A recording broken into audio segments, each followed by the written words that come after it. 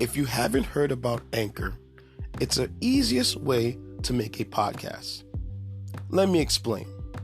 There's a creation tool that allows you to record and edit your podcast right from your phone or computer. Anchor will distribute your podcast for you so it can be heard on Spotify, Apple Podcasts, and many more other podcast platforms. You can make money from your podcast with no minimum listenership. It's everything you need to make a podcast in one place. Download the free Anchor app or go to Anchor FM to get started. Once again, it's free. So, download the free Anchor app or go to anchor.fm to get started. Why would you not take free money?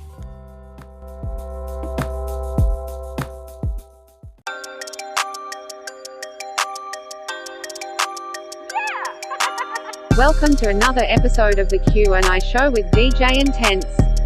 For this episode we have Bro Joe Death Punch as we speak of Super Bowl 54 and other things going on in society.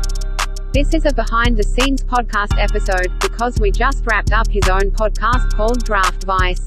Yeah, I think the Steelers, they're going to find somebody else, but Rudolph I don't think is going to be, I don't think he's the future, although I think they're convinced he actually can be. Mm-hmm. Because I saw some interview with the owner. Now, maybe he's just kind of like... But he was saying something along the lines of, oh, no, we still think he can be... Like, Mason Rudolph can be the future. I'm like, dude, you got a bench for a guy named Duck. Duck. What was his name? Duck Hodges? Yeah, that was... You got a bench for a guy named Duck. Well, guys, welcome to the Q&A show. This is your boy, DJ Intense. I'm with my boy, Bro Joe Death Punch. We just wrapped up on his podcast. This is behind the scenes, and we're just having general conversation. How you doing, man? How's it going? I'm doing all right, man. Tell the people what you do, Walt. I mean, Bro Joe Death Punch, or should I call you Walter? You can call me Walter, it's fine. Yeah, tell people what you do, Walter. You mean during the day, at night, or on the weekends? This guy's like Batman. He has 55 jobs, and, you know, he does barely gets paid at doing any of them. I do fine at all of them, but I barely get paid doing any of them. I'm a lawyer by day. I do stand-up at night, and then I also do a football podcast. Yeah, so this guy does multiple things, and we had a wonderful show on his podcast talking about the Super Bowl. Any insight you want to talk about with the Super Bowl, involving Super Bowl, the aftermath? That was it was a fun game. We were saying before, it was a fast game. Yes, very fast. You know what we didn't talk about on mine? We didn't talk about the halftime show. We didn't talk about any of the commercials. I didn't watch the halftime show, so I could care less. I just caught glimpses of it. Well, they always book people who are like relevant 10 years ago.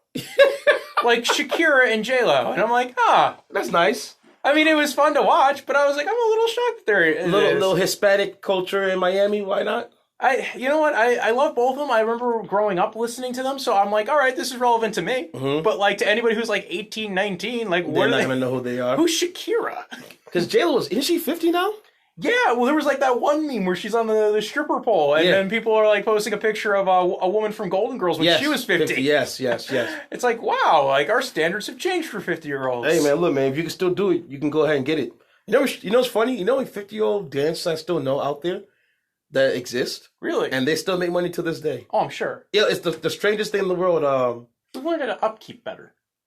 I have a dancer name is Thunder. She knows who I'm talking about if she hears a podcast. Thunder's got to be like 55, over 50. Really? Because years ago when I had guys who were in their 20s at the time and now they're in their 40s and they still talk about her, that know her till this day, I'm like, you've been dancing that long? So she got to be like, I can't even say 50s, probably older 40s, early 50s, because she has a son and her son was chilling in the club with us one time. I'm like, but interesting, like he got to be in his 20s. He's older than 21. Because he can't be here under 21. So I'm like, you got to be like in her 50s. But she's still dancing, still looks attractive. Skin, everything's still nice and tight. I'm like, yo, that's amazing. So I think that's true, though. We learned to maintain it better. Yeah. Either it's like, you know, use more lotion or work out or eat better or don't go out in the sun as much. That's really more of an issue for me. That last one, don't go in the sun as much, is an issue for me. We're in fluorescent lighting right now, and that's still potentials for sunburn. So it's funny because the first thing out your mouth was lotion. You didn't even mention the fitness and eating right. You mentioned the first thing he said was lotion. Because that's the whole don't moisturizer. Crack. I feel like I'm in a stand-up bit right now. I feel like that's an old Bill Burr bit. I can't steal that. He's like, I found out about lotion. This is why white people have to hang out with me. That's why black don't crack notes, because they're dipping themselves in a vat. Like, I could do that whole bit. Bill Burr had a great bit on that for years, and that's how I found out about it. And I'm like, I still don't do it, but... Oh, man. But, the Super Bowl halftime, I didn't really pay attention to it. I do love the memes that came out of it, though. Oh, my God. Memes for the first... Because they had one thing where Shakira was doing, and that just had me dying. In my head, I'm just picturing all the memes that I can make with just that one thing. I will just take it and run with that. That was probably the only highlight for the half. Just her doing that. I'm just picturing all the things I can think of, just with that right there. People were. It was the stuff on Twitter and Instagram. It's like, here's Shakira teaching people how to eat ass on television. Yeah. Meanwhile, 20 years ago, what was it? J-Lo? No, J-Lo. Jackson. Janet Jackson. Janet Jackson. She had the nipple. The pasty. She pulled her. Well, Justin Timberlake pulled her boob out. Yeah, the wardrobe malfunction that came out. Yeah. That was like when I first heard the term wardrobe malfunction. I remember that halftime show like the back of my... Because it was a good halftime. It was really great. Yeah. It was wonderful. And then that happened. I was like, wait, what did that happen? And I was like, wait, no way. That didn't just happen. No way.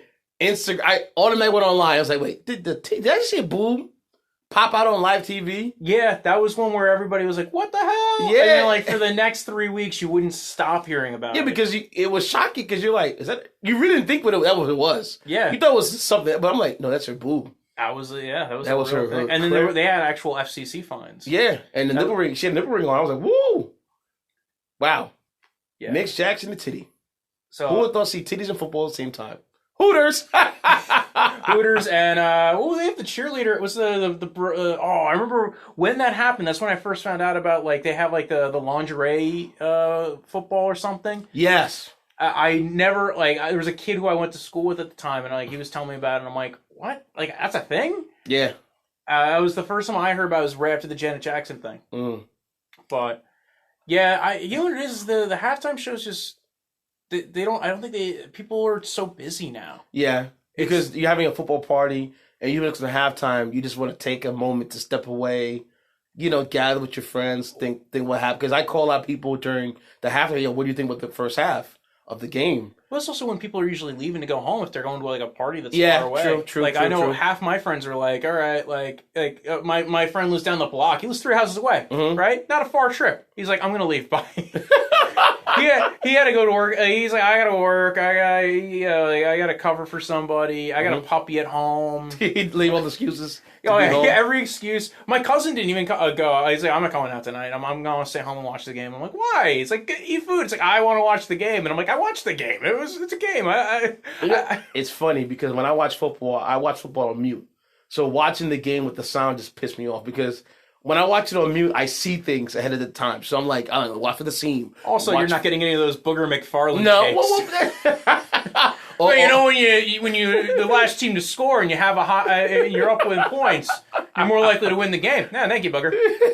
Yeah, the Booger McFarland takes are I think it's the most amazing thing ever. That, like, you know what it was? Is like 30, 40, was it John Madden was the one that everybody liked listening to? John Madden. And everybody wants to be him now. So you just say weird, random shit. With his quirks, like, you come outside of the end zone and boom, you score. 90% of the time when you score on special teams, you win the game. Yeah. Thank you. So I prefer the Tony Romos of the world. Tony Romo, you're learning a bit. Joe Buck. Yes, Joe Buck is phenomenal. Even the guys who called last night teams were doing half bad neither. Was it Collinsworth? I think it was Collinsworth, and I think it was the guy from. It could have been Joe Buck. I know Buck was in the pregame show. Was Aikman up there at one point? Aikman was in the pregame show. I don't know if he was actually calling the game. Mm-hmm. I don't know. They have everybody involved. Like, everybody who's involved with football was somehow involved with the Super Bowl. So it's like, it's hard to remember who was calling what. And also, half the time you can barely differentiate the all right, this sounds like it could be Collinsworth. This sounds like it could be Joe Buck. Mm-hmm. Especially if you're just kind of going off the cuff and you have 30 people talking around you too. Yeah. Because even during the game in the second half, my girlfriend's friend came over and they just started coming in drones. So mind you, it was me, her, my brother, his friend, just watching the game and starting the second half. And then the fourth quarter, when it's crunch time, I'm like, yo, are you kidding? Turn the volume up.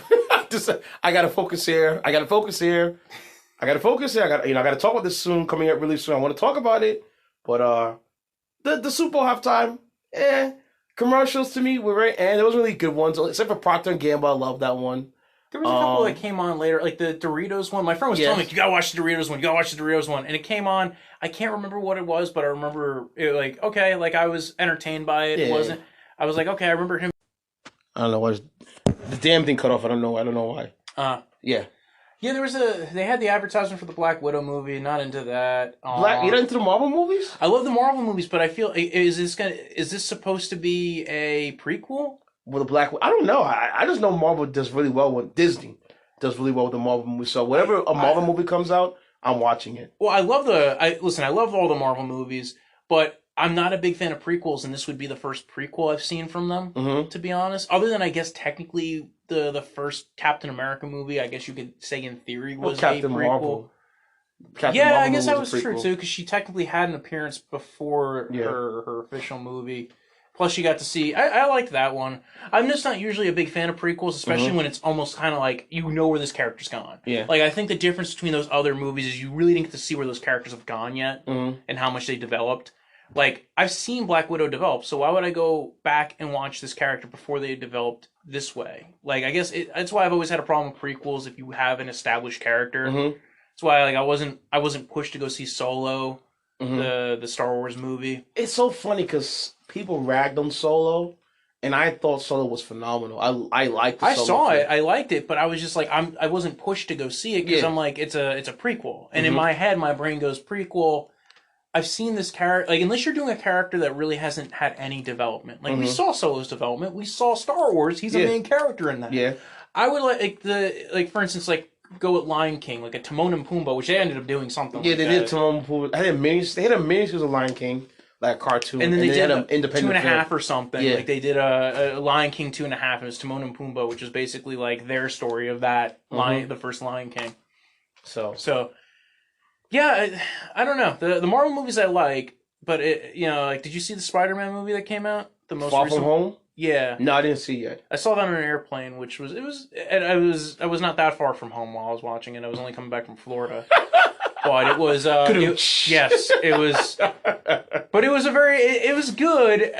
It's weird because you don't know where the direction is, right? Like, you knew by the time the Iron Man 1 was done and everybody was raving about it, like, that was a great... Like, the first Iron Man's would set it all in motion. Yes, and then by that point, when you started seeing all these other Marvel movies, you knew where they were going.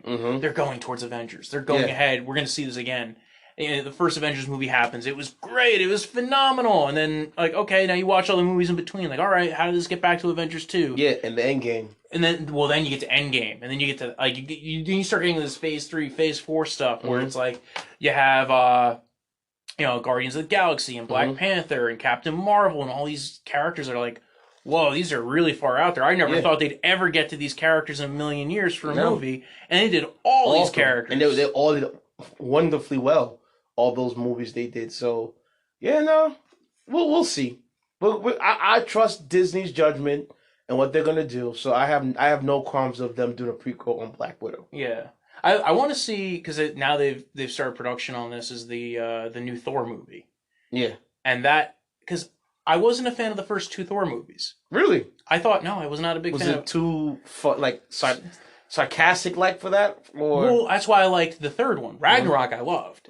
But the first one took forever to get into, like his actual, like, what is he overcoming, right?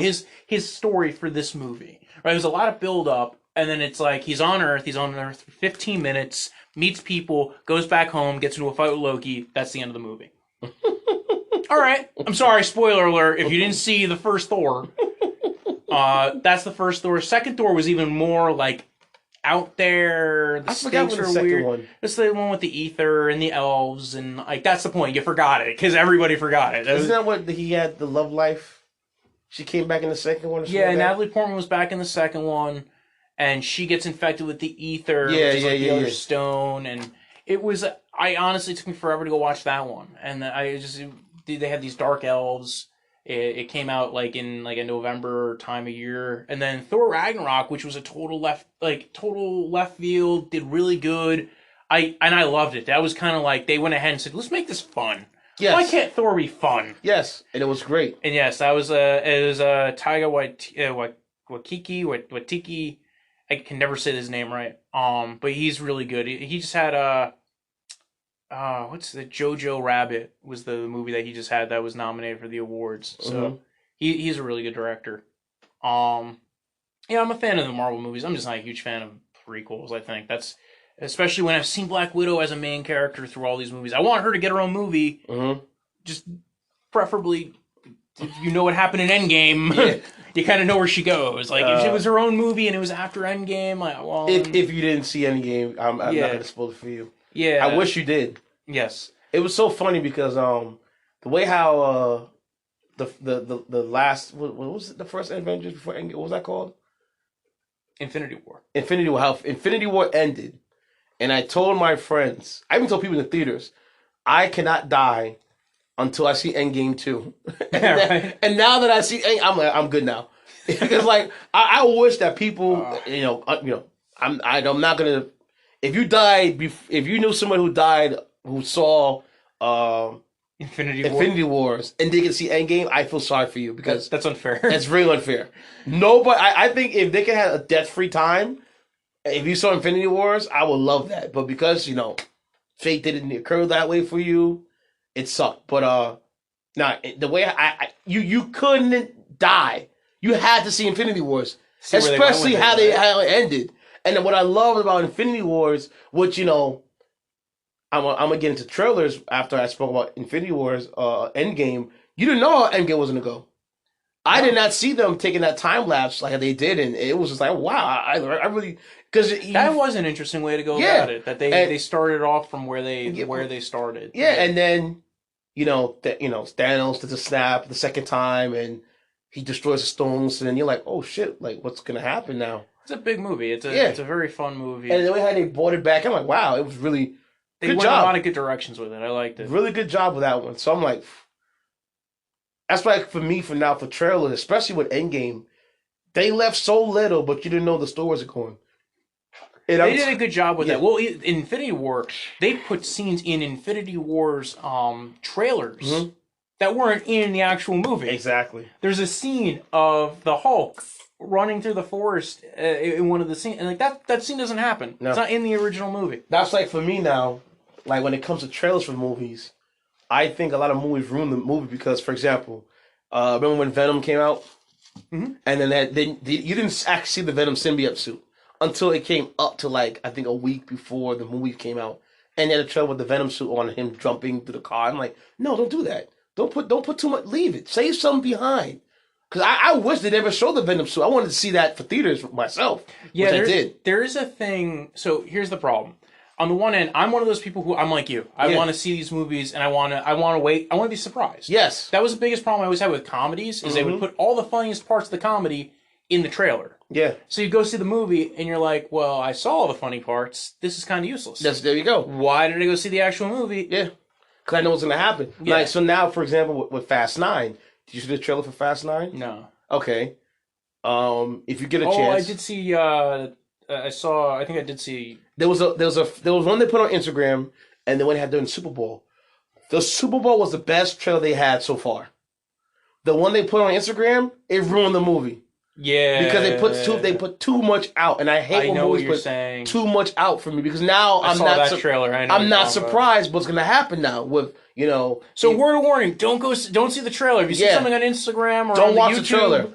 Don't watch it. Click next, please, because it's gonna ruin it for you. Now, for with Bad Boys, with the new Bad Boys film, I didn't see where they were gonna go in that, but they kind of showed too much something. So sometimes less is more. Yeah. And I love movies that do that. So with the Marvel Black Widow, they didn't put out too much. They was gonna go in her past. So I want to see how it turns out for her, like what happens. Even with the movies flick. Watch it too. Yeah, I'm gonna watch it too. But the movies flick, you know about more of the story, but then you're gonna see like how does he become a vampire? What changed? So I'm like, okay, I'm interested. Vampire? Yeah. I'm kidding.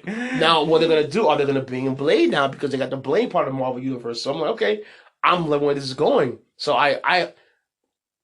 movie guys, these guys who make these movies, just please, just do me the solid. Don't put too much out. Leave some things behind. Let them guess. Let them come in there and let them friends tell them, like, yo, you guys see the film. Do that for me. The benefit Marvel has is it has a built-in marketing kind of at this point. Yes. Where people who are fans of it know about it. They go see it. Like DC. DC bombed when they put out. Well, yeah, that's almost the inverse of it. They did it wrong. How do you put the major keep story crashing all the franchises over and over again? You put the major story out, and then you put the independent films afterwards. Smart job, DC. Yeah, good job. I didn't hate that concept. I did not like it. I think it was not done well. No, it wasn't done well. You grow them out, and then you put the film out. You don't put the the big bombshell in front, and then you take the fragments out. No. I don't mind the concept of you can start with a movie where they're all coming together, like a Justice League movie, and then go ahead and do their own movies with their own basis of stuff. And I think that there's a viable way of doing it. They just didn't do it well. No. And that's what happens when you have Zack Snyder running a film franchise and and not a coherent vision. And then Zack Snyder also, around the time the Justice League came out, he had a family... He had a family emergency. He had to leave the production. They also had to have Joss Whedon come in and do a part of it as well. Mm-hmm. And he was basically just doing the reshoots and all the other little things. He didn't really take over as director. I didn't know that you were into film, by the way. Oh yeah. Well, I was a long ass time ago. I was a filmmaker. I did a lot of short films and a lot of things like that. I wanted to get into the film industry. So that was my real background. I used to do a movie review show on YouTube back in 2011. There we go. I'm trying to remember names. Really? Yes. And it was called The Movie Brothers with JP and Wojo. It was my buddy JP who ended up moving down to Florida at the time. Uh-huh. And it was kind of like we'd go see a movie together, we'd go ahead, we'd come back, we'd record it, we'd put it up online. And that was about it. And then he moved to Florida and we couldn't do that anymore. But so I was always into film. I did a lot of short films. I actually got to a point where I was very adept with visual effects and stuff like that. So at least semi-adept. Nowadays I'm probably so rusty at it I probably couldn't do anything with it anyway. Mm-hmm. But so I've always been a big film fan. Actually, one of my biggest problems with film nowadays is that there's just not a lot of new things, right? Like the old system of you would go ahead and do these feeders of okay, we'll do a $30 million movie here, or a $20 million movie here, or we get these independent movies. Mm-hmm. The old system doesn't work anymore, because it's too expensive to go to the movie theater. It's like $15 to go to a movie theater. That's not popcorn, that's not soda, that's not food, that's it's just the tickets, and that's destroyed the movie industry. Don't forget now they like the Regals, the AMCs, they have the subscription-based service now. Yeah, AMC has it. Regal started doing it too? They started doing it too, yes. Man, I might get it. Because I think Regals is cheaper than AMC. Then I might do, because I'm not a big fan of AMC. Closest AMC to me is Palisades Mall. Mm-hmm. And I went in there to go see some movie last year, and there was a rat sitting next to me and watching the movie. I'm really? Was in the mall. Did he have to pay for this? Really? It was, dude, the whole back row is trash. There was popcorn everywhere, and I'm like, I'm not the kind of person to complain about something like that. I'm just gonna watch the movie, and I'm like, oh, this rat over here is enjoying himself. I don't even remember what it was. It wasn't Halloween. I think I saw Halloween over at Regal. I can't remember. I don't mind Regal. I actually like Regal. I like Regal a lot. But people, I have friends of mine that are too bougie, so they want to go to AMC because they have the reclining seats and whatnot. But Regal seats not that bad. I'm here to see a movie, and that's recline on my couch. And they recline pretty well as well. They're not they're comfortable seats. They're not this isn't like a theater from the 90s. The 90s. There's all the plastic, and it's that old car seat that you did. You guys only 1991 Honda. Where'd you get this seat? It's this doesn't even recline. Like the school the school chair with the little cushion, and you just sit there oh. It's so funny. Now they have enough room where you can put your feet out and you don't have to worry about somebody kicking you in the head. Yeah. There's a theater, I think, in Sufferance does old school style. Yes, Lafayette Theater. Lafayette, and then the one in New City. I've been in the one in New City a couple has an old school style, and there was one in Jersey I went to. I think it was there's a bunch in Jersey that are still Westwood has one like that. That's older. So I had to climb up the stairs to get to the theater, and I go in there because I forgot when we were going to see, because everyone was sold out, so we could only go see this movie at that theater. I got to hit her up because she would know. I think she has the stuff for it. But yeah, Westwood has an upstairs theater, so that would make sense. So I think it was Westwood where it was an upstairs theater. I had to walk upstairs to see a movie, and I sat in a chair. I'm like, okay. and I watched the film like there's no like Dolby Digital, it's just old school. Yeah. Ugh. But it was just vintage for me. I'm like, I remember this back when growing There's up. also, I think, Ramsey Theater that's kind of like that. There's a bunch of them in Jersey because there's a lot of older spots that are like, they've had theaters in these towns for a long time. Ten of Fly's another one. Yeah, and there's no point you going far. You can just go right there. Yeah, so they still maintain, and they're a little bit cheaper sometimes. Yes. Some of them used to have the deals if you had Optum Online. Yes, that was New City. Yeah, New City, I probably had that because they were probably part of the same business. So there was a few of them that were like that, and that was Westwood. I think used to be like that as well. Yeah, if you had the Optimum Pass, it was like free movie Tuesday and reduced rates for like up to certain times, like that. I forgot what the exact parameters were, but I do remember that free movie Tuesdays was a big thing. Yeah, because that's when I saw Flight with Denzel. Yes, I like that movie. That was. We were talking about that recently. Yeah. That's a movie where you go see it, and in the first 5 minutes, you're like, "This wasn't what I thought it was." Yeah, Zemeckis, you lied to me. Like, what the heck? Like, you go watch that movie, you think like, okay, like you get that it's an R-rated movie, but you think language, maybe later language or like like maybe there's a little bit of nudity like halfway through the movie. Yeah, no, the first 5 minutes in, the chick walks across screen and then I'm like, what is going on here? There's some places that oh my god, I remember watching it. I used to go to Retro Fitness and they have the movie theater room, and they were playing it at the movie theater room. And really? I'm like, yes, and I'm like, whoa. They were playing Flight at the movie in Retro? Oh, they don't care. Are you kidding me? You kidding me? They what time of the day was this? They played all day. It's the same movie all day. With kids in there? There's no kids at. Oh, I'm saying though. But wow, that's in the movie theater room. They don't let them in the movie theater room. I don't want to go to the movie theater room. No, no. So Flight. Yeah, Flight. That's shocking. I think it was multiple times I saw it there. That was actually when I first saw it. I would sit because I was like I would run for a few hours and I get to watch it while I'm like, oh, this is nice. This is the only reason why I liked Retro was they had the movie theater room and an elliptical that I liked. That was Then I switched to 24-hour fitness and their ellipticals I'm not a big fan of. Their weight machines I'm a little bit more of a fan of, but wow, there's never one consistent place. Like 24-hour fitness always had the issues with the Wi-Fi where it did. I really don't really use the Wi-Fi like that, so I could care less. Well, because if you're watching something, or yes, I hear you. If you don't have unlimited service for like 5G or something, then the Wi-Fi becomes or if you're watching it on an iPad or something, you have an iPad that's just a Wi-Fi. That was always my issue. Now the newer 24-hour fitnesses do have that. Yeah, the one in Ramsey has it. What? Has Wi-Fi. They have Wi-Fi now? Yeah. I know we have it at ours, I believe. Well, at least when I signed up for the one that we go to, that was an issue. We're talking about the gym, folks. We're talking about the gym. It's a very specific podcast. We're talking about gyms. There's a gym that we go to. It's called 24-Hour Fitness. It is open, believe it or not, 24 hours. Yeah. That was the main reason why I went to the 24 hours that we go to, because ours is Super Sport. Yes. And the fact that I can go to multiple in New Jersey on the way home, come from the club or come from anywhere. If I'm in PA, it's a 24 hour, I can go right in.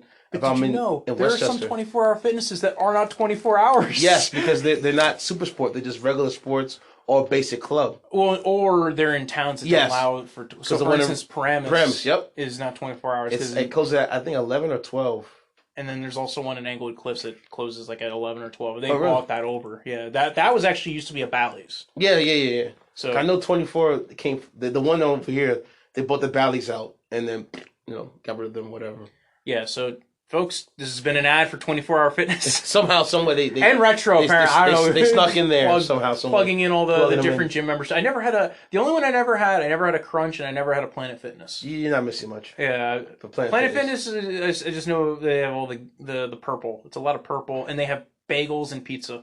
Yeah, like they're trying to alert you. Yeah, bagels and pizza. Bad enough that the Planet Fitness at the time was in Nanuet, right across from Rockland Bakery. Oh my God! And how do you compete? Dude, to walk outside and to have that smell hit you smack in the face of the bread and everything they're baking. Oh, talk about willpower. Dude, that is one of my favorite places to go over. Rockland Bakery? My parents will send me there for like when they do Christmas or they do a holiday. Like, you go to Rockland Bakery and get like 30,000 rolls. And while you're there, get a couple of bagels too. and then mind you, they're coming down, they're freshly piping hot. You're like,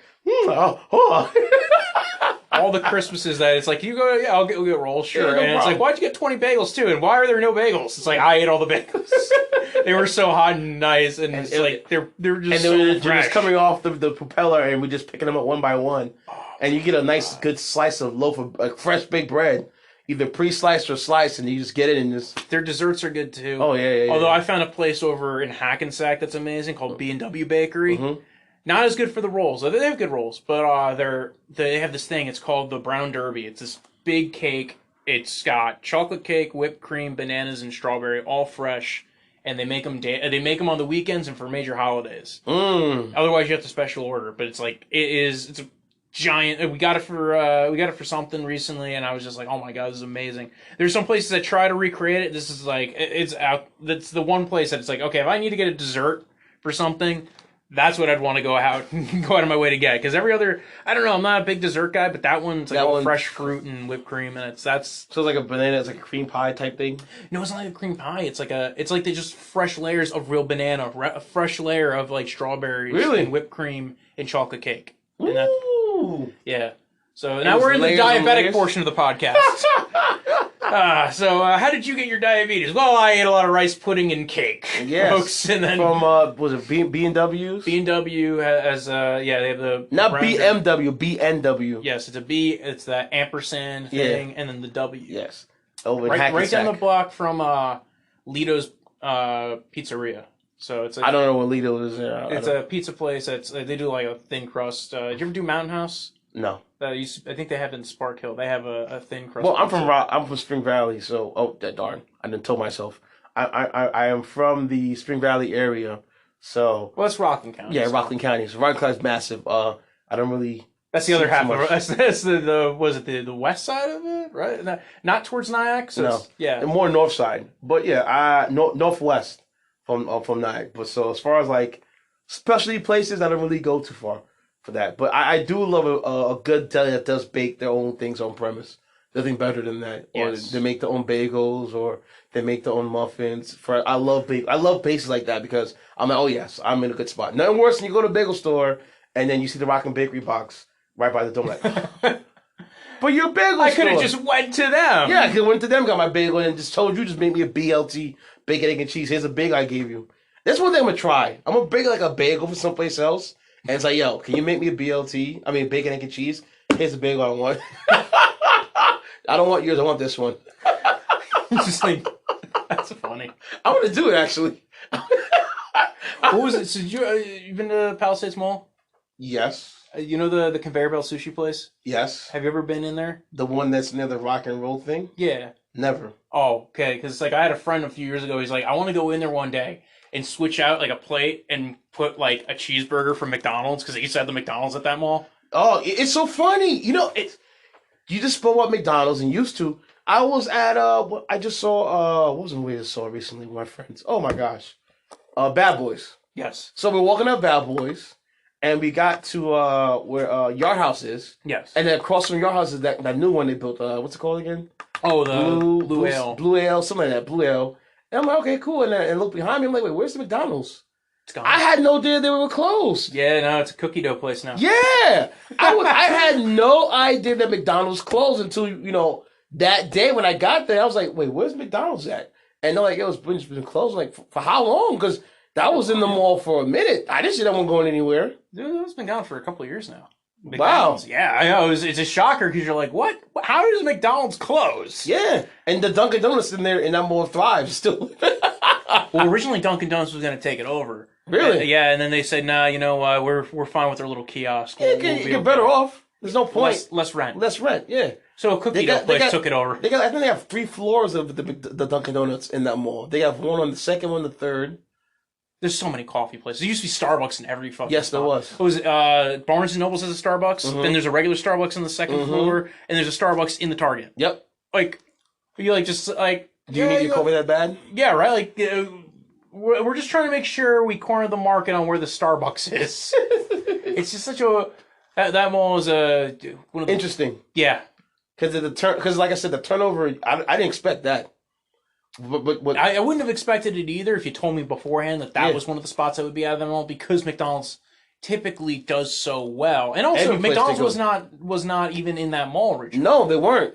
So when they moved in, I was like, oh, wow, they're going to kill it. Yeah. And No. It's a weird mall. It's a weird because like certain things last really long, and then there's certain things that just don't last there. No. And then they got rid of all the carpeting because that was a smart move though because like people kept on jumping off the 4th floor, and then it's like we gotta clean this up again. We're already on the carpet. We'll switch to tile. At least that way it's easier to clean up. And then somebody cracks the tile, and you're like, God damn, we got to replace the tile. I know people that actually jumped off and died, and I was like, it's funny that you said because such a because you hear that crud when people say when somebody dumps off and they land on it's like it sounds like a bunch of baseballs on the floor at one time. Like, oh, it sucks. Yeah, but yeah, I can only. That's what they went to. Well, they also made it look. They wanted to look like that because there's a couple other malls in the area that look like that. That's becoming a style thing. Style. You know, they want to be feng shui with it because the whole mall was carpeted at one point, like you said.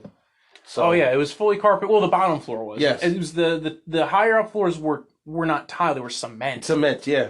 And then which was even weirder. Yeah, like it was like the carpet was supposed to make it feel like you're like hanging out, like because it was all the clothing stores were on the 1st floor.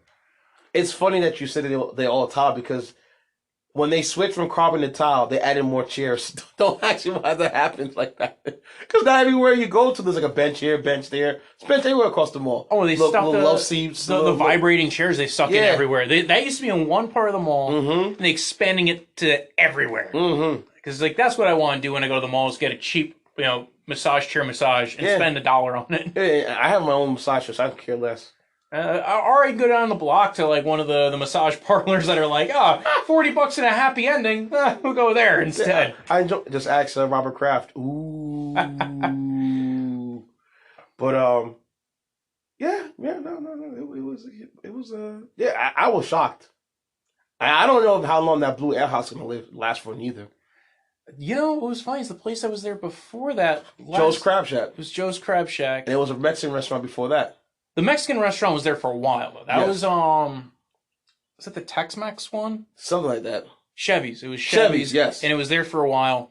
Then it became Joe's Crab Shack, and I never saw anybody in there because he was going to the mall for seafood. Yep. And then I just walked by one day and it was gone. I'm like, this has only been here for like 6 months. Mm-hmm. And then it was like going to be Blue Ale House, but it always takes like 2 years for the new thing to move into that mall. Mm-hmm. Like Blue Ale House was like they were rumoring that for 2 years, and it was like it's here now finally. It's like I don't think they're gonna last long either because I actually like Yard House. The drink selection it's too close to Yard House. That's the problem. It's if I was Yard House, I'll be protesting for the move them in because like now you're taking my customers. Why can't you just go to the other side of the mall, go someplace else? But they also have to compete with Buffalo Wild Wings and Dave and Buster's, and both of those spots, by the way, the jumping. Well, they're better because they have all the games. So if you're trying to watch like football, you're trying to watch all the NFL games, or like they have UFC games. Yeah, they have everything. They will get the boxing UFC matches, the boxing fights. Yeah, and you can watch the game outside if you don't want to sit there and eat. You can actually just watch. Yeah, well, because that's Buffalo Wild Wings is like the total open look, so it's like you're gonna be able to watch whatever you want to watch. Wasn't Buffalo Wild Wings? It was originally a NASCAR store. I do remember it was like a simulator. Yeah, I went to the simulator, so I can remember on that part with that one. But Buffalo, Dave and Buster's, those two places ain't going nowhere. Yeah, well, Dave and Buster's is a big enough franchise, and they've been there since that mall opened. Mm-hmm. So I can't imagine they're looking to lose it. No, but with Yard House, when they came, I was like, it's not gonna. Because I remember before Yard House, it was an Italian restaurant. It was Macaroni Grill. No.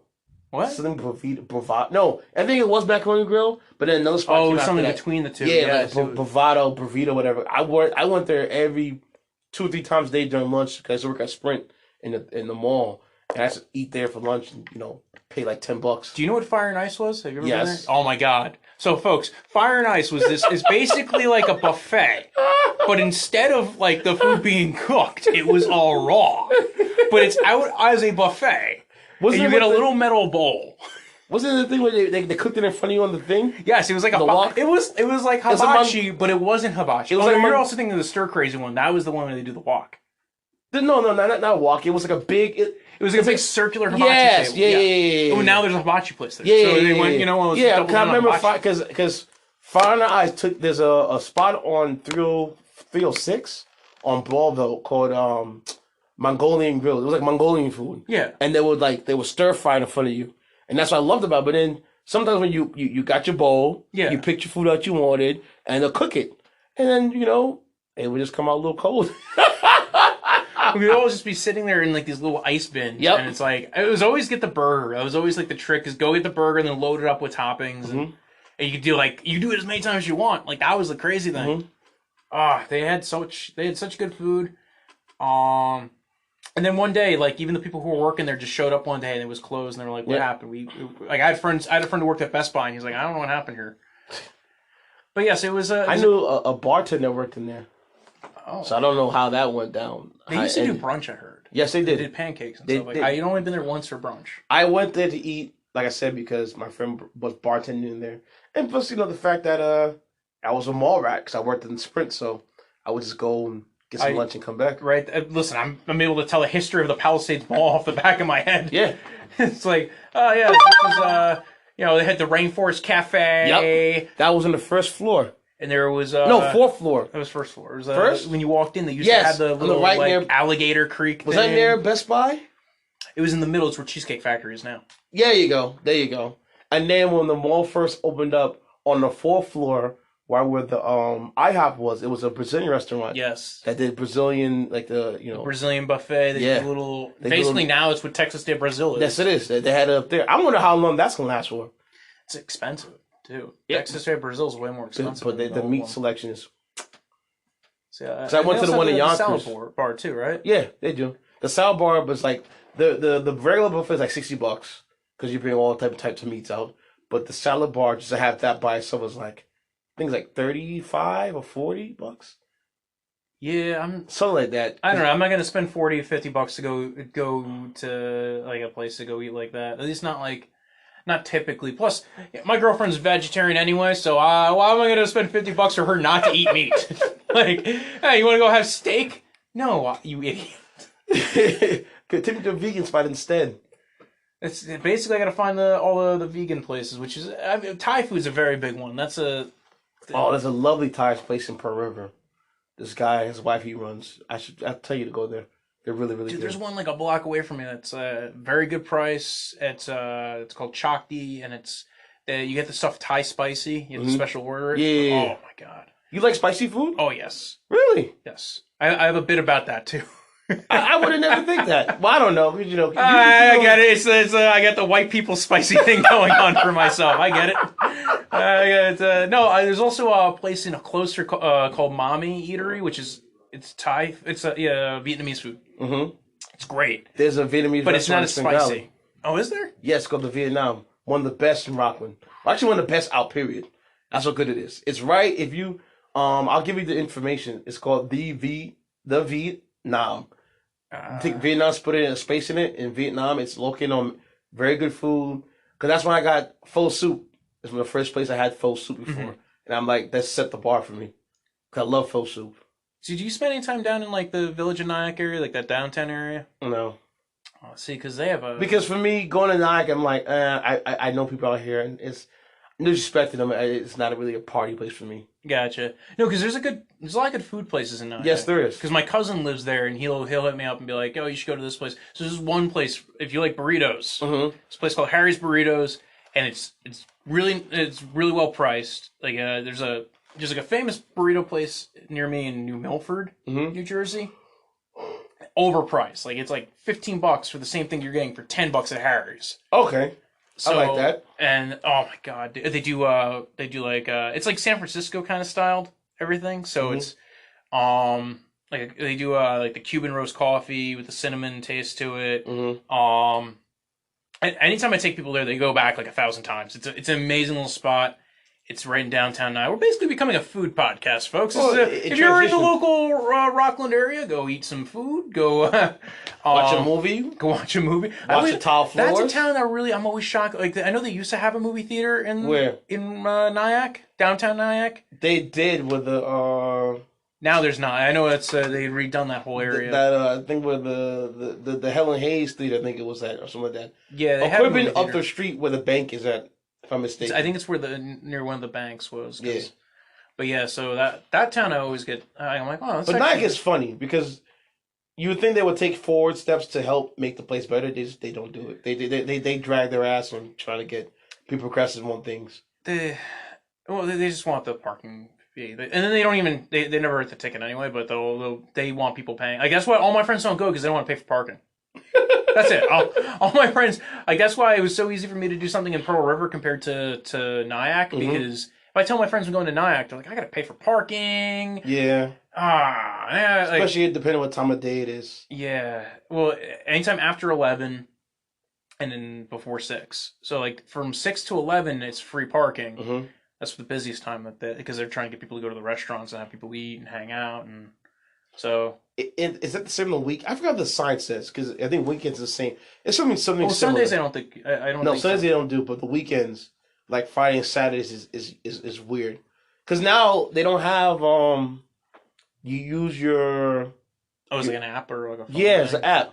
Or you go to the you actually walk up to the machine, punch in your license plate, and that's it. They don't give you a sticker no more. They do that in Fort Lee now too. Yeah. They I wish New York City would do that, but I'm not going to say anything right now. Fort Lee's also a good place. A lot of good food. Fort Lee and Edgewater. I love Edgewater places. There was a restaurant we went to in Edgewater as my family years ago. I know it was on the waterfront, but I don't remember what it was called. But I remember my father and my mother and my sister and I, we went there as a family. It was phenomenal. Well, they used to have a movie theater, which I didn't realize they got rid of now. It's just an empty building in the middle of nowhere. But they had the giant Cineplex there. And I used to take... That was like the perfect date night because you go to Mitsuwa, right? So, like, I would always date... You know, like, I would go down there and we'd go get cheap... You go to Mitsuwa, which is this giant marketplace. And it's all, like, Korean food and just all... Like, it's like a marketplace kind of situation. Something about Jersey. What? A lot of heavily Asian influence, especially like Palisades Park, Fort Lee, Edgewater, around that area. Closter, yeah. Closter, yeah. Yeah, the very... Powell Park, Leonia, all the way down to Fort Lee. Yeah. That's a very big thing. I think like the last like 20, 30 years, a lot more people moved in because it was a very big Korean population. They would come to the city, they go ahead and they're like, okay, we want to live around here. Where can we live? And then more and more like, you know what, like this is a good area. Let's all move here. So like Closter's a big one too. It's like that's 2 towns over from where I work, and it's the very good food though. This place Mitsuwa is You said it was a it's like a marketplace. It's like half like ShopRite and then like half like a farmer's market. Not farmer's market, but more of like a little eatery area. Like they have like different like kiosks, kind of like a food court at the Palisades Mall. Oh, cool! But like all like very specific. Like it was like so you can get like rice balls of sushi and stuff like that. And there's this one place that just makes these little waffles with cream in them. Ooh. So it's believe me, the whole place is a nice day to go have and go do if you want to spend the day. The problem is you used to be able to go to the movies and do that. Now you can't even do that. Like I'll go to the movies and I'll go to that and we'll have like a nice little date day.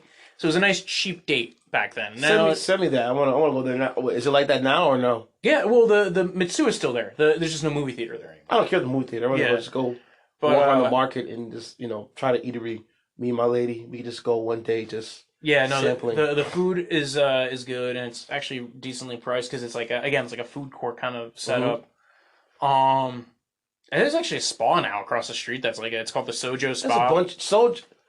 I've seen that one on Groupon. Yeah, he has a view of New York City. I've never stayed there. I've never gone there. So wait, but I just know about it. That I've seen people. A lot of my friends go there. The Sojo Spa. It's like an outdoor pool. Yes, and you can look over into. So yeah, that's the one. Okay, I saw Groupon for that too. The Sojo Spa. I just never took it. Yeah, no, I've never been. I've seen people go to it, and friends of mine have gone. And they're like, "Oh, it's amazing." It's open late. Very late, right? Yeah, I think during the week it's cheaper. I think from Sunday to Thursday it's like like $10 or $15 cheaper. But don't quote me on that because I don't work for them. So I don't want to get quoted on it and be like, well, actually now it's more expensive on a Thursday. Because thanks to you, Walter. It's all my fault. Yeah. I like Edgewater. Edgewater. Only problem with Edgewater is driving in and out of that town. Oh, it's only one road in, one road out, right? Yeah. And that's actually where my dad grew up. My dad grew up in Edgewater. Oh, really? Yeah. So he met my mother there too. I think because my mother moved there from the city. Okay. So that's where my whole family is coming out of Edgewater, and then like all the people they know, it's like, oh, your family's from Edgewater. All right, cool. They all they spidered out and they went to other spots, but then you'll run into people who are from Edgewater still. Like they'll know somebody. Oh, I know that guy who's from Edgewater. Mm-hmm. He was a ragamuffin back then. So it's a very interesting town. But again, like now it's just one road in, one road out. That's it. And everything's being developed. It's all condos. Yes. Because when I drove through there, because I had to go to take the Lincoln Tunnel for some reason. I remember when the Jeep was acting up, and I think it was a bad accident on GWB. It was gridlocked, and you couldn't get across. So as you know, when you're going on the Palisades, so as I'm going on it, it said take the Lincoln Tunnel. So I'm like, okay. But then the GPS would not take like 95, none of that. It was like, yo, you're going to take 1 and 9 to whatever that road was, 67. So I had to go around. I'm like, this is not a bad place. But it took longer to get through because I take local roads. But I loved how it was like, no, this place is coming up really nice. I didn't expect Edgewood to be like that at all. The last 20 years, like that, Hoboken, Hoboken, now Jersey City. Jersey City is now, yep. Jersey City is That's the new coming. one. But That's don't coming. go with Jersey City. Compared to the other two, like to say that Jersey City has worse roads than Edgewater is an understatement. Yeah, but there's a big reason for that. One is because the design of the city, all the roads are really small. Yep. And then coming out of the city, there's only 2 highways, and one of them goes right into the Lincoln Tunnel, and the other one goes right into the Turnpike. It's a mess. I hate driving down to Jersey City. That's what the is it 67 or 1 and 9? 1 and 9. Yeah. Yes, that one's Woo! Ooh, if you take the 1 and 9 during the daytime, forget about it. There's no point. Might as well park your car and enjoy the scenery, because you're gonna be stuck for a while. You're better off doing mass transit. And but problem is, there's not a lot of good mass transit in New Jersey anyway. No. Jersey City, luckily enough, is on the path. So if you're trying to go from Jersey City to New York City, great. But if you're trying to reverse that, I just want them to. I want them to build up Newark better. So that way you can do It's Newark. coming. Because Newark is a way better town. Newark way better is coming. Design. Newark is coming. Well, that was when Cory Booker was there. Cory Booker was a good mayor for Newark, and he pushed for a lot of things to go down there. And now, because his political ties aren't there, not a lot of interest. It's still building up. Like they have the Ironbound section. They have a lot of good restaurants down there. Yes, they do. I know that the new mayor, Prudential Center down there. The new mayor is made that thing with the stifling for people to move in. Because Newark is built. Newark is a place to work, not a place to live. That's what the whole general concern of getting people is getting people to want to live there. Yes. And one of the big problems is that like certain areas in Newark are great, but then as you Ironbound's great, but as you get closer to like Irvington,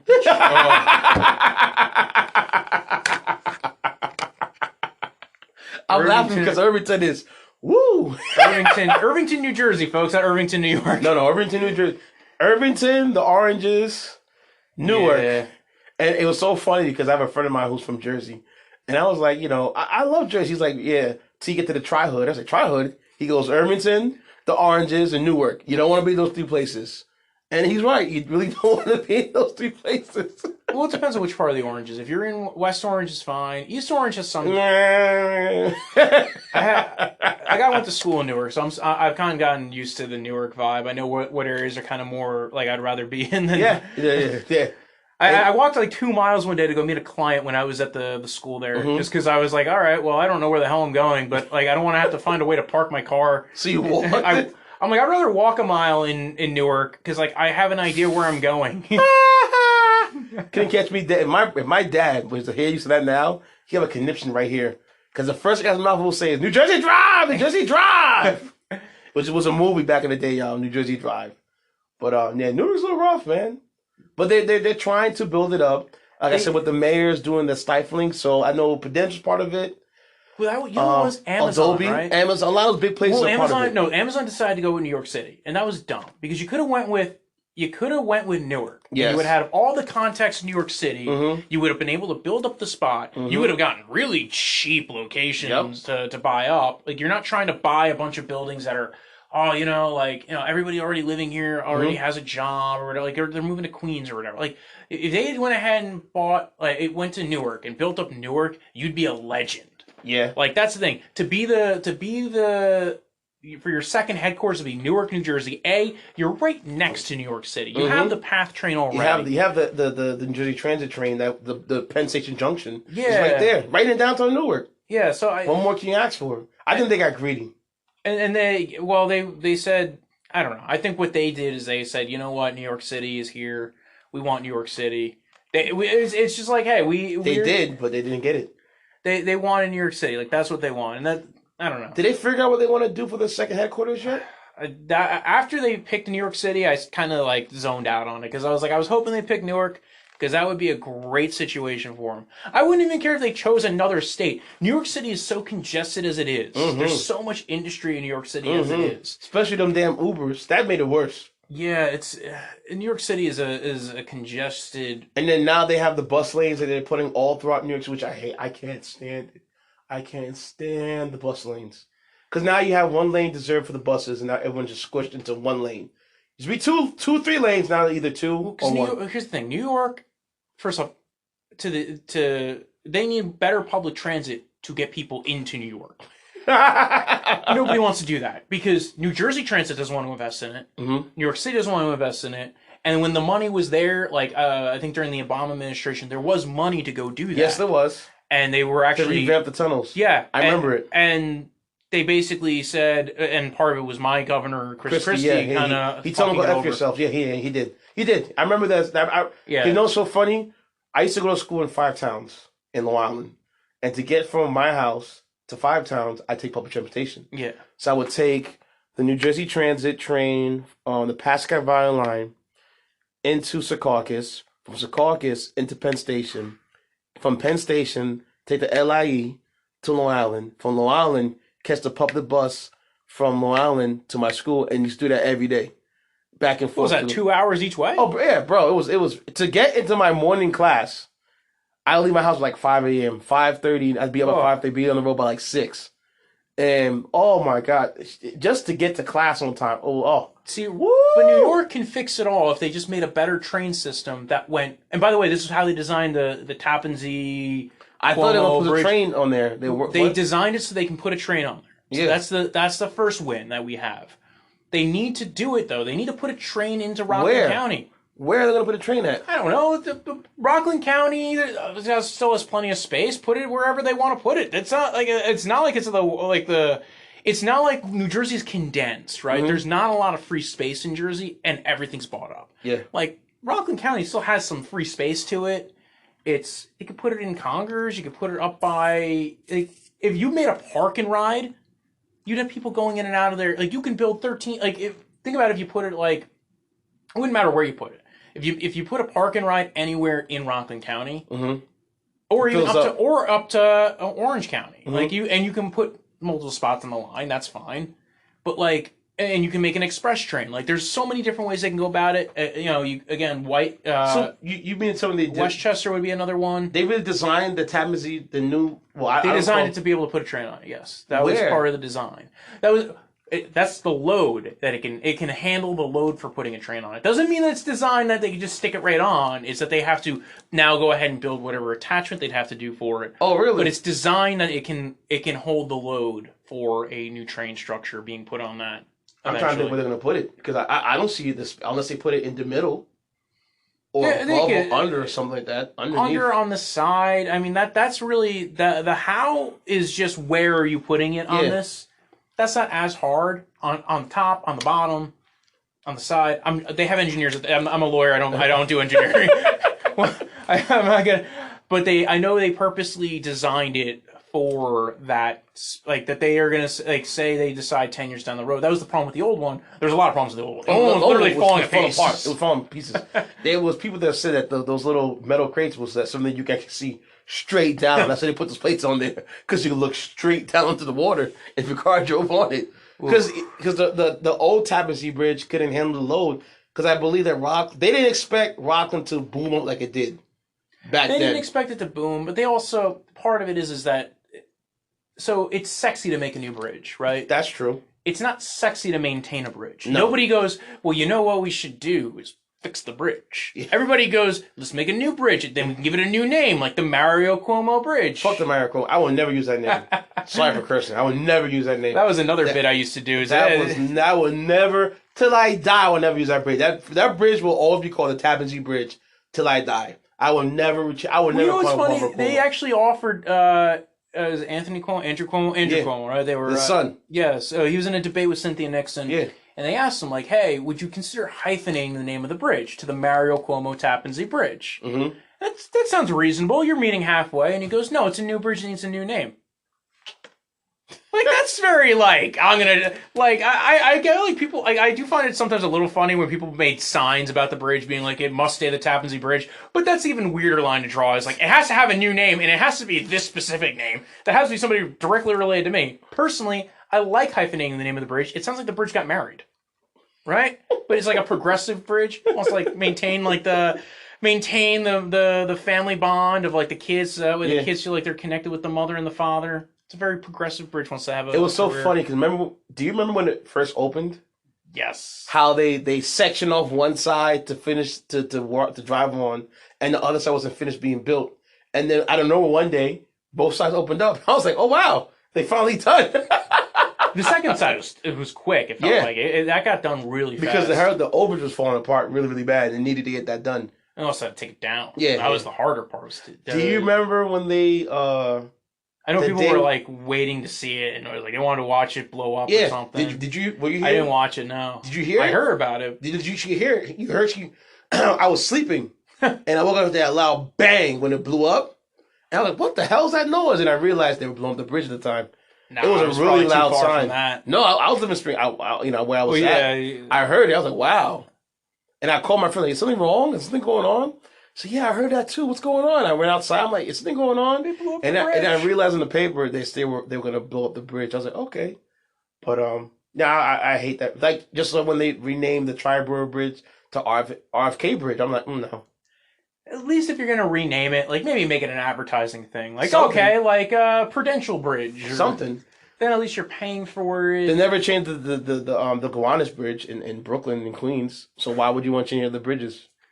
I don't know. Well, and originally the Tappan Zee Bridge was supposed to be renamed it was supposed to be like Veterans Memorial Bridge, and they switched that to the Bear Mountain Bridge. So they renamed the Bear Mountain Bridge as well, or they were gonna. I don't know if they did that officially yet or not, but that was one of the that was the name they were gonna use for the Tappan Zee. They switched over to the Bear Mountain, which I thought was interesting as well. This area is just funny. Westchester, New York. New York is in general funny. Like, New York in general, to me, as somebody who has passed the bar in that state, and then like New York prides itself on being so like this liberal bastion, but like for the longest time, like their discovery rules were the worst in the country. I know you keep talking about that rule like, so much. You can get discovery the day of trial, and the judge can be like, "How's 10 minutes going for to review this in 10 minutes?" Like, really? Oh, like you don't get like names of witnesses. Recently they changed the cash bail system, and now there's a lot of misinformation out there to try and get them to put the cash bail system back. I hope they don't put it back. I hope that's one thing I don't want. I do not want them to put back cash bail. Leave that out. Yeah, and every chance they can, they try to. Look at this. This person's out on bail. And it's like this doesn't even apply. And by the way, even if they were out on bail, so what? You convict them of a crime. Like it's a grain of salt to compare to the mass of the whole. For me, it was a broken system, and there are people who had a real financial benefit out of it. If Jersey can get rid of their bails, New York can get rid of their bails. Yeah, right. New Jersey's done it pretty well. We had some pushback. We had a lot less pushback. I feel like there was. I think because New Jersey's not as like the media companies are not as like tied to New Jersey. There's not like there's money in New Jersey, but it's not like that. It's like, whereas, like, people read the New York Times, like, like, somebody in the New York Times will go ahead and, like, I got a friend in the police department, that guy gives me my information, he told me to write this. It's a lot of political ties in that whole mess. But, it was a great show. I appreciate this podcast. I want to get back to sports before I head off. Thoughts about the Super Bowl? Like I said earlier, it's quick. I was not shocked that Kansas City won. I think that was the one. I think that was one of you and me both called that one. Yeah. I had some people who told me they thought the Niners were going to win. Niners looked like they were going to win. Yes, they did. They looked like it. They were so close. They had 9 minutes left, and but you can't give Mahomes a shot. No, because he's one of those guys. He's like Tom Brady. You give him one shot, he gets it, and then after that, it's lights, good nights. Because it's so funny because I'm thinking if the Chiefs would have won it last year. Made it last year, they would beat the Rams. They'd have put up points on the Rams, I think. But I also think the Rams would have scored too. I think the Rams had better weapons. Like, it's weird. Shanahan and McVay have very similar systems, right? Mm-hmm. In fact, McVay's system's kind of a branch off from Shanahan's. Mm-hmm. But what I think is the main difference is that the overall weapons in the McVay system, and also the 49er defense is a little bit better, I think. Yeah. I think the overall like offensive weapons in McVay's system are individually better, mm-hmm. right? Like Brandon Cooks, number one receiver on some teams, yes. right? Cooper Kupp's really good. Cooper Kupp could be a good solid number 2, yeah, 1A.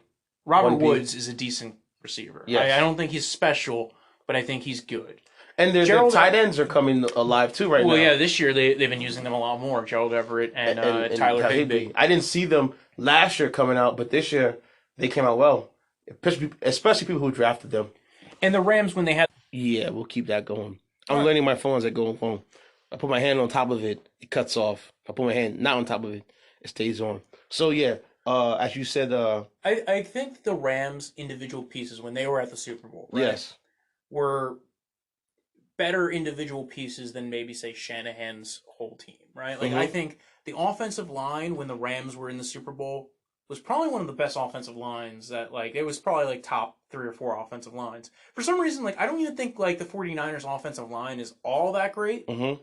but they were good. And then the system and how Shanahan schemes up the run blocking was amazing. Yes. So he had all 11 guys blocking. I think peak... Well, yeah. What was it? Well, that's the scheme, too, is having even the receivers block. Yeah. They did their job. Yeah, that's a big part of Shanahan's scheme, is making sure the receivers are blocking. And that's a part of McVay's scheme, too, is the slot receivers almost playing almost like a tight end role. Mm-hmm. So as Cooper Kupp does sometimes. He does block. Yeah, he does block. Yeah. And what it does is it leads to them sometimes eking out into like the flat or mm-hmm. into like, and that happens with Robert Woods too, especially when they used Robert Woods in that role. Mm-hmm. So, and that's something you'll see coming this year with the Bengals, maybe with the Panthers, although because that's again part of what Joe Brady brought to LSU, but he also brings a bit of the scheme from the Saints. So. And that scheme's a little bit different, but they all kind of rely on good O-line. Like, I don't know any schemes that really benefit from not having a good offensive line. The only teams that do is when you have a really athletic quarterback, like Russell Wilson, he gets away with it. Because he's running for his life every time. Yeah. And he gets out of dodge somehow every way.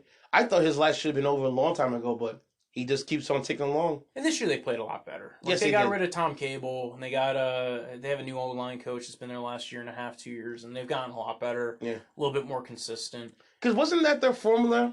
The Seahawks was you just build along the season as they go by with Tom Cable. That's how they build their O-line up. Yeah, Tom Cable, and then he's with the Raiders, but he got fired like 2 years ago. Mm-hmm, yeah.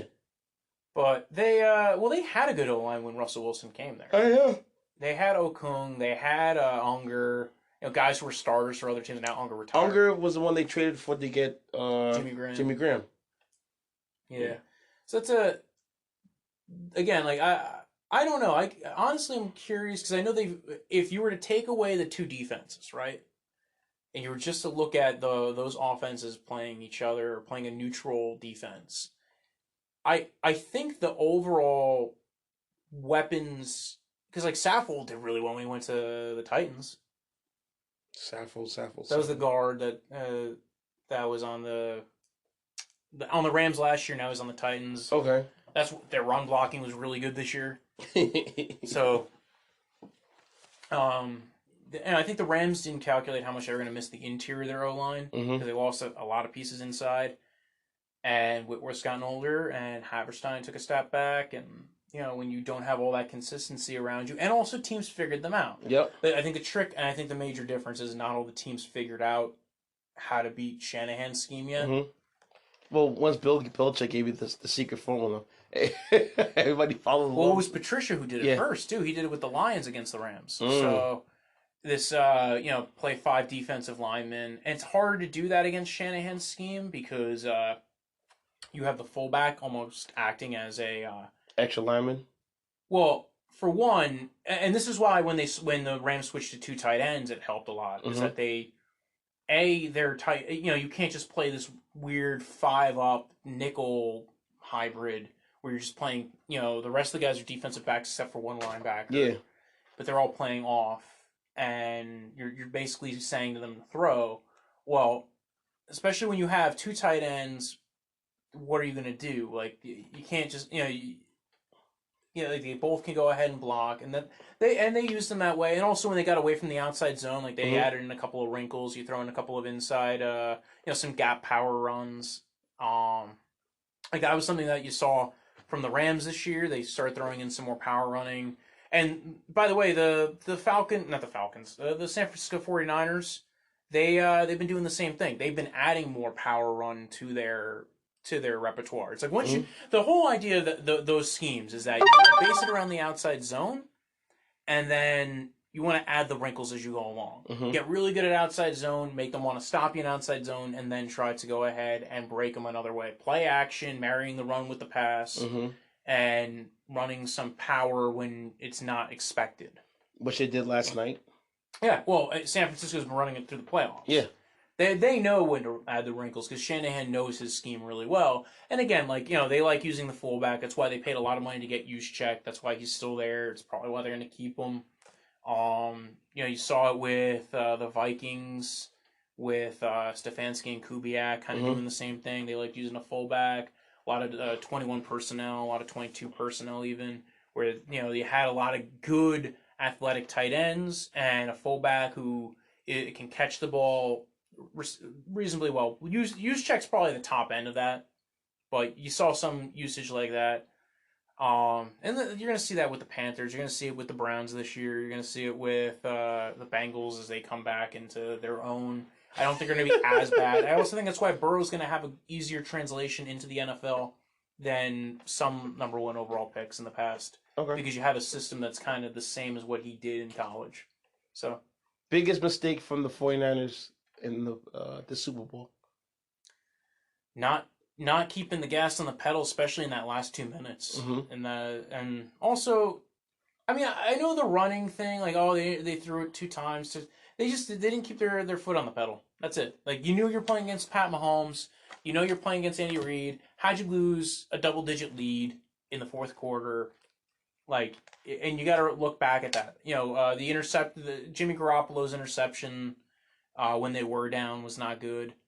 That was I think maybe one of the biggest mistakes, to be honest. That was that late game interception which led to a touchdown later on. Like, again, that put them in a real deficit. I think for me was when you had Emmanuel Sanders on the deep route. If you had a little more touch, caught him in stride, that would have been a good score. Because then it would up 7. They would up by 17 at the time, right? Was it when it was still 20-10, or was it like 20-17? I think it was when they were up by 1 score. Yeah, so they would have been up by 10. So by 10 points. Gotten it. Yeah. Yeah, that's one play, and at least it didn't end that drive for them. So because he had him. The only problem was the end that led to them being at 3rd and 10. Yeah. So you missed them, and now you're at 3rd and 10, and then they didn't get anything out of that. No. And then it was that when they were at 4th and 10, or maybe that was when the 4th and 10 when it came. I think him on that same drive. He got sacked. Too. Yeah, because he escaped one, but then he got sacked the next time, and Spagnuolo was down up. My hat's off to that guy.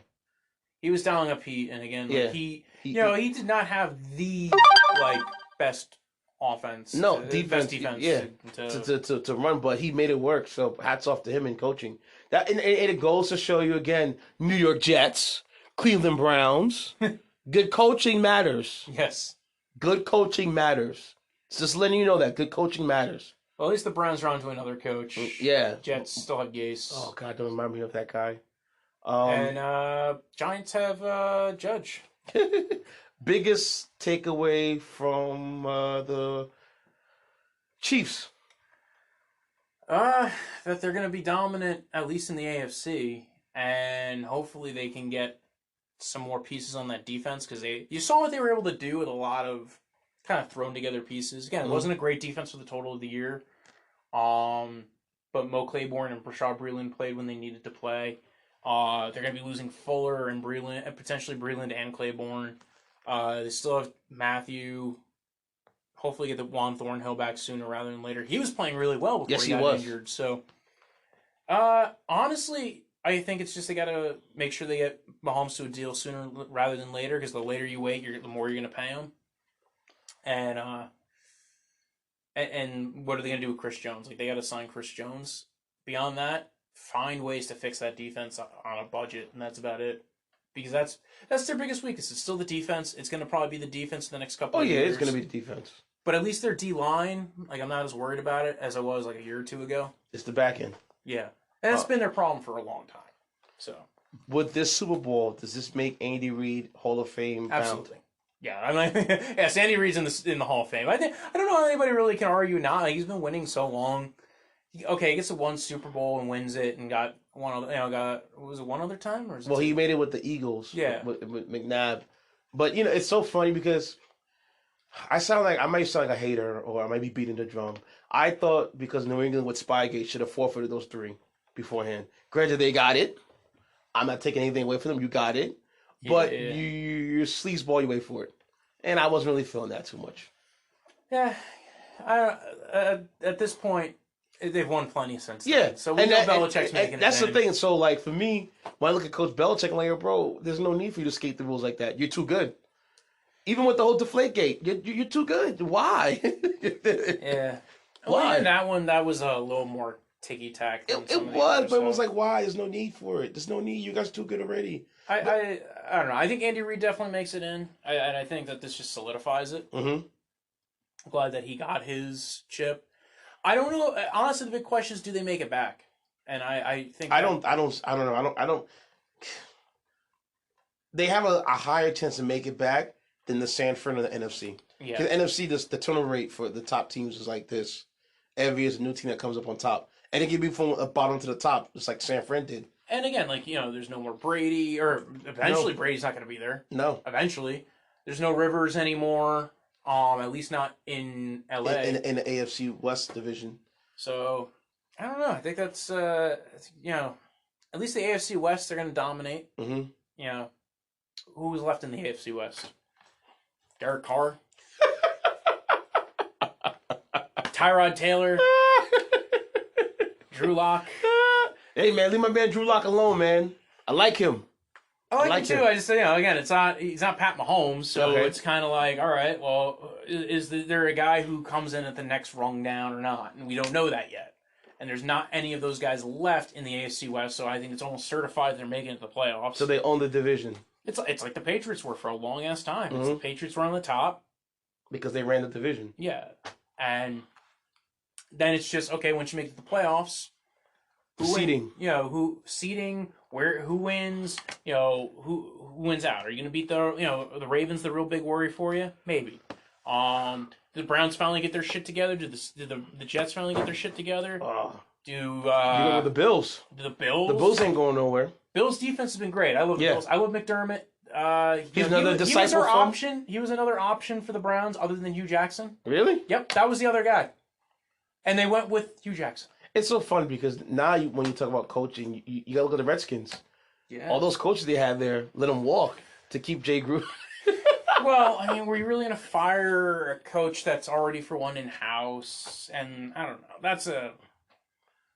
It is interesting that they had guys wander through there. Yep. But now, my final question, Jacksonville. What does Jacksonville do with their quarterback situation? Because you got Foles, you got you got Mince, Gardner Minshew-mania. I think you roll with Minshew. And I think so too. And you hope you can find a way to deal with the Foles contract. Although right now, because of the way the CBA is, they're kind of locked up with Foles, so they can't even clear cap space with him. They gave him a stupid deal that they shouldn't have given him to begin with because they were the only ones bidding for him on the market. Did they get a new? Yeah, they got Jay Gruden as their new OC. There we go. That's going to be an interesting one. I think Jay Gruden's going to try to take over to be head coach. Probably. That will end up happening. Because I look at Doug Marrone. Tom Cobb's not there no more. It's just you by yourself. And Caldwell. Dave Caldwell. So. Not to be confused with Jim. Good luck. All right, man. This is another episode of the Q&I show. My bro Joe Death Punch, a.k.a. Walter. Thank you for coming through. Appreciate it. Find us on all podcast platforms. Bye.